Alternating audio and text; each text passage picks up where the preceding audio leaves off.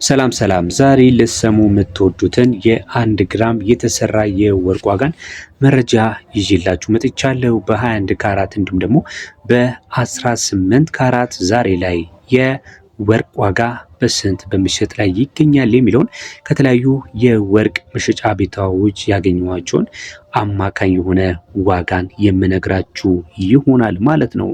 እንደሚታወቀው በፒያሳ ያለው ወርቅ ከሌሎች ቦታዎች አንዳንዴ ከፍም ዝቅልም ሊል ይችላል።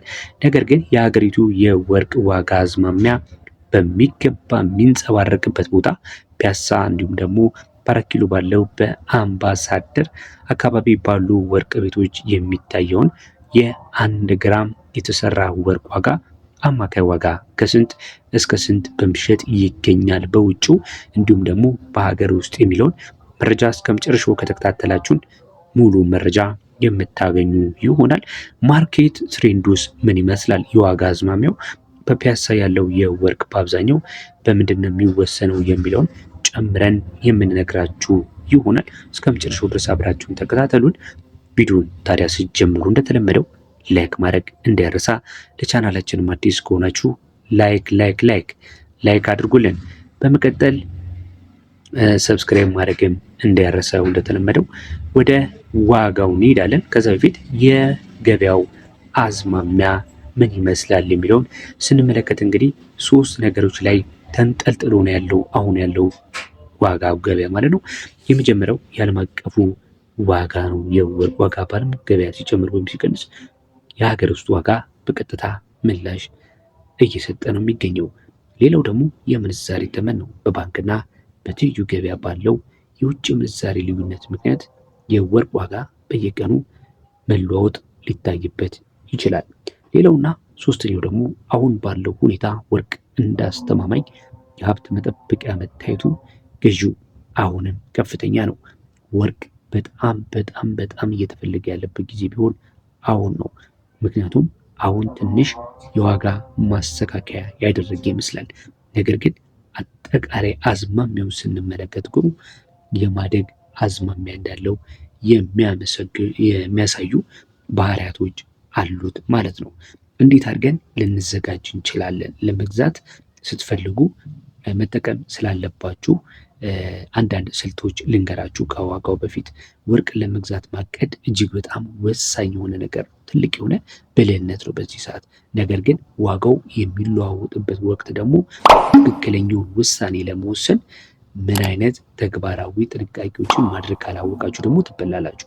ምክንያቱም አሁን ሁላችንም የወርቅ ዋጋን ስንመለከት እየቀነሰ ያለበት ሰዓት ነው እያልን ያለ ነው፣ በጥሬ ወርቅ ማለት ነው።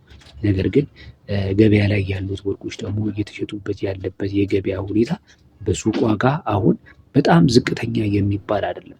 ከዚህ ይልቅ መካከለኛና አንዳንዴም ደግሞ ከፍ ማለት አዝማሚያ አለው ማለት ነው። ለምን ካላችሁ ገበያው በራሱ ኮምፒቲሽን አለው።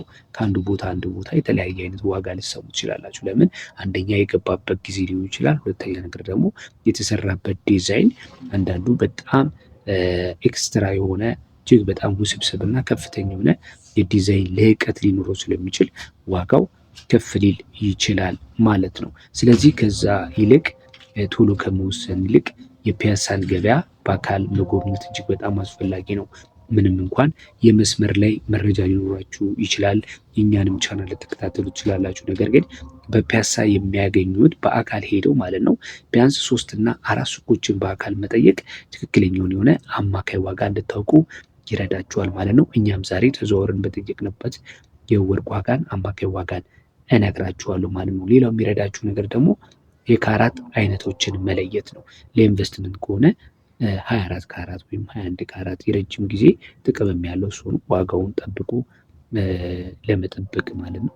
18 ካራት ደግሞ ለጌጣጌጥ ከፈለጋችሁ እሱን ብትገዙ ሪኮመንድ ያደርጋችኋለሁ። ለመግዛት ስትሄዱ ግን የትኛውን ካራት እንደምትገዙ ቀድማችሁ ማወቅ አለባችሁ። በተጨማሪም ደግሞ ዋጋው ላይ ድርድር አድርጉ። በተለይ ሜኪንግ ቻርጅ ላይ የጥሬ ወርቅ ዋጋ ላይ ሲሆን ሜኪንግ ቻርጅ ላይ ድርድር አድርጉ። አስቀድማችሁ ዋጋውን ማወቅ አለባችሁ። የገበያ ሰዓቱን መጠቀም አብዛኛውን ጊዜ በፒያሳ እንዲሁም ደግሞ በአምባሳደር በ4 ኪሎ አካባቢ ያለው ሰዓት ጠዋት ሰዓት ላይ ይረጋጋል እና የዋጋ መዋዠቅ ለመከላከል የዕለቱን ዋጋ ካረጋገጣችሁ በኋላ ግዢያችሁን ቀደም ብላችሁ መፈጸም እጅግ በጣም አሪፍ ነው። ሌላው የምነግራችሁ ደግሞ ወርቅን በምትገዙበት ሰዓት ላይ ከሚታመኑ ሱቆች ግዙ። ወርቅ ስትገዙ ደረሰኝ መጠየቅ፣ የሱቁን ሕጋዊነት ማረጋገጥ ለወደፊትም ለእናንተም ንብረታችሁን ለመሸጥ ወይም ደግሞ ለመያዣነት ስትጠቀሙበት ትልቅ አስተማማኝነት ይሰጣችኋል ማለት ነው። አሁን ቀጥታ ወደ ዋጋው ወስዳችኋል። ከዛ በፊት እስካሁን መረጃችን እየተከታተላችሁ ከሆነ ላይካችሁን እፈልጋለሁ። ላይክ አትርሱ። ለቻናላችንም አዲስ ከሆናችሁ ቻናላችንን ሰብስክራይብ ማድረግ የደወል ምልክቱን መጫን አትርሱ። ሁኔታው እንግዲህ ስንት አይነት ሁኔታ አላችሁ ማለት ነው። አንድ ሁለት አይነት ሁኔታዎችን ልንገራችሁና ምን አይነት ምክር እንደምታደርጉ ልንገራችሁ። የገበያ ሁኔታ ለምሳሌ የተረጋጋ ወደ ላይ ምርጥ በሚሆንበት ሰዓት ላይ ዋጋው ትንሽ ማስተካከያ ይኖራል እና መረጋጋት አለባችሁ። ዋጋው አሪፍ ሲሆን ማለት ነው። ጥንቃቄ መውሰድ ያለባችሁ ደግሞ የዕለቱን የወርቅ ዋጋና የምንዛሬ ተመን ከምንዛሬ ተመን ጋር በጣም ግንኙነት አለው ሰዎች። የወርቅ ዋጋ ከምንዛሬ ተመን ጋር እጅ በእጅ ነው እየሄደ ያለው ማለት ነው እና ወርቅን እንደ ፈጣን የሆነ ትርፍ ማግኘት ከማየት ይልቅ የረጅም ጊዜ ኢንቨስትመንት ማድረግ አለባችሁ። አሁን ዛሬ የገዛችሁት 23,000 24,000 1 ግራም ወርቅ ብትገዙ ነገ ምኑ 25 24 ካላረጉት ማለት የለባችሁም። ወርቅ በጊዜም በሁኔታ ቢዋዥቅም ያንን መዋዠቅ መቋቋም ስለሚያስችላችሁ ትርፋማ ያደርጋችኋል ማለት ነው። አሁን ብዙ አላብዛባችሁ፣ ወደ ዋጋዎቹ እንሄዳለን።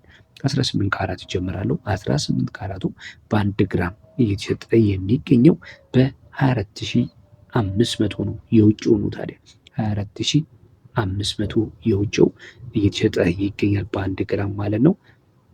ምናልባት ዲዛይኑ ብዙም ውስብስብ ካልሆነ ከ23,000 እስከ 24,500 እየተሸጠ ነው የሚገኘው። የሀገር ውስጡ ደግሞ ከ22,000 እስከ 23,500 የተሰራ ወርቅ 18 ካራቱ እስከ 23,500 እየተሸጠ ነው የሚገኘው። የውጭው ደግሞ 21 ካራቱ ከ30 እስከ 32,500 ድረስ 21 ካራቱ የውጭው የባህሬን፣ የዱባይ፣ የሳውዲ በሚሸጥ ላይ ነው የሚገኘው። የሀገር ውስጥ ደግሞ ከ27,000 እስከ 28,500 ድረስ የሀገር ውስጡ እየተሸጠ ይገኛል። በ21 ካራት የ1 ግራም የጥሬ ወርቅ ዋጋ የዛሬው ዕለታዊ መረጃ ይህን ይመስላል። ምናልባት ለውጥ ካለው ነገውኑ ላሳውቃችሁ እችላለሁ። ለውጥ ከሌለው ደግሞ እንዲሁ 1-2 ቀን እየዘለልን በተለያየ ግራም እያደረግን መረጃን የማሳያችሁ ይሆናል ማለት ነው። እንግዲህ በዚህ ቻናል ላይ የተለያዩ ከወርቅ ጋር የተያዙ መረጃዎቻችንን በቀጥታ ለእናንተ አዳዲስ ነገሮችንም እየጨመረን ወደፊት የምናሳውቃችሁ ይሆናል። ቻናላችንን ታዲያ ሰብስክራይብ ካላደርጋችሁ ሰብስክራይብ በማድረግ ጥያቄም ካላችሁ ጥያቄውን በኮመንት መስጫው ላይ ድሮፕ አድርጉልን።